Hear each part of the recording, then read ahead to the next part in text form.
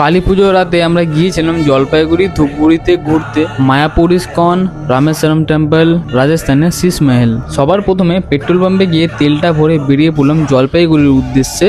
আমরা প্রথম প্যান্ডেলটা দেখতে গিয়েছিলাম জলপাইগুড়ির এসি কলেজে। এসি কলেজের প্যান্ডেলটা দেখার পর আমরা গিয়েছিলাম মাসকালাই বাড়িতে। ওখানকার থিমটাও বেশ ভালো ছিল, কিন্তু ভেতরের অ্যানিমেশনটা আরো বেশি ভালো ছিল। তোমরা ভেতরটা দেখো আর প্রতিমাটা দেখো কতটা সুন্দর লাগছে। আমরা জলপাইগুড়ির মাসকালাই বাড়ি থেকে বেরিয়ে চলে গিয়েছিলাম ধূপগুড়িতে। ওখানে প্যান্ডেলটা খুব ভালো বানিয়েছে। দাদাভাই ক্লাবে পৌঁছানোর পর দেখতে পেলাম থিম বানিয়েছে রাজস্থানের শীষ মহল। ভেতরে ঢোকার পর দেখতে পাচ্ছি প্রতিমাটা পুরোটা কাচের ছিল।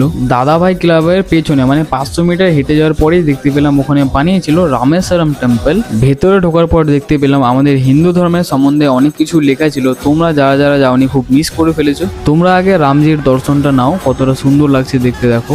জলপাইগুড়ি থেকে ধূপগুড়িতে চলে গিয়েছিলাম। এবার প্রথম প্যান্ডেলটা দেখতে গিয়েছিলাম নেতাজি কালচারাল ক্লাবে। ওই প্যান্ডেলটা দেখার পর আমরা গিয়েছিলাম মায়াপুর ইস্কন দেখবো বলে। ওটা বেশ সুন্দর বানিয়েছে। বাইরে থেকে প্যান্ডেলটা যখন দেখলাম লাইটিং এর জন্য বেশ সুন্দর লাগছিল, কিন্তু ভেতরে ঢোকার পর দেখতে পেলাম মায়ের প্রতিমাটা অনেক সুন্দর ছিল। পুজোর পর্ব এখানে শেষ করছি। দেখা হচ্ছে নতুন হিডেন লোকেশনে এই সানডেতে। চলো টাটা, থ্যাংক ইউ।